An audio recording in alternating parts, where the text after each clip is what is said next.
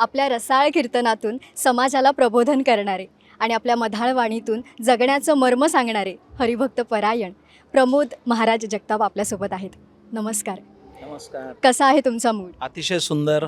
चौथं मराठी साहित्य मराठी संमेलन भरलं आहे नाशकामध्ये आणि अत्यंत चांगल्या पद्धतीनं मराठी भाषेच्या संबंधानं लोक बोलत आहेत. त्यात संमिलित होताना आनंदच आहे. आमचं अहोभाग्य आहे की तुमचा परिसंवाद आम्हाला ऐकायला मिळाला. संतवाणी, आपले वारकरी संप्रदाय याविषयी सविस्तर माहिती आम्हाला भेटली, त्यासाठी धन्यवाद.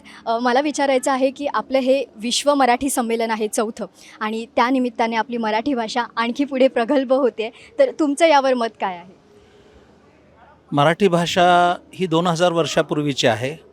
अलीकडे मराठी भाषेला अभिजात भाषेचा दर्जा मिळाला, पण ज्ञानेश्वर महाराजांनी गीतेचा अर्थ करण्याकरता मराठी भाषेचा आग्रह धरला किंवा मराठी भाषेत ती आणली, गीता मराठी केली. त्याच वेळेला मराठीला अभिजात भाषेचा दर्जा मिळाला आहे असं वारकऱ्यांचं मत आहे. त्यामुळे ती उत्तरोत्तर ती समृद्ध होत राहणार आहे. खूप सुंदर. असे संमेलन आणखीन भरत राहतील, असे कार्यक्रम आणखीन होत राहतील, तर मराठी भाषा या दृष्टीने आणखीन किती पुढे आपल्याला पाहायला मिळेल? भविष्यामध्ये आता हे विश्व मराठी साहित्य संमेलन होत आहे.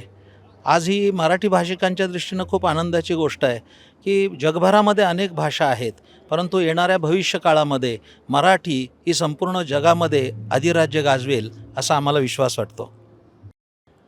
आत्ताची तरुण पिढी, मीही तरुण पिढीच आहे, पण आपलं भविष्य हल्ली सोशल मीडिया, मोबाईल, OTT ह्या सगळीकडे वळलेलं आहे. तर ह्या सगळ्यांमध्ये मराठी भाषा कुठे हरवत चालली आहे का? तुम्ही तरुण पिढीला काय मोलाचा सल्ला द्याल?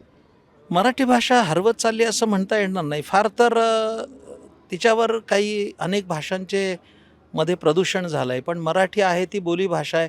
मराठीच्या अनेक पोटभाषा आहेत आणि त्या बोलल्या जातात. उदाहरणार्थ वसईमध्ये कादोडी भाषा बोलली जाते, पण ती मराठीच आहे. मराठी भाषा ही वेगवेगळ्या स्तरावर बोलली जाते आणि ती कायमस्वरूपी आनंददायी आहे.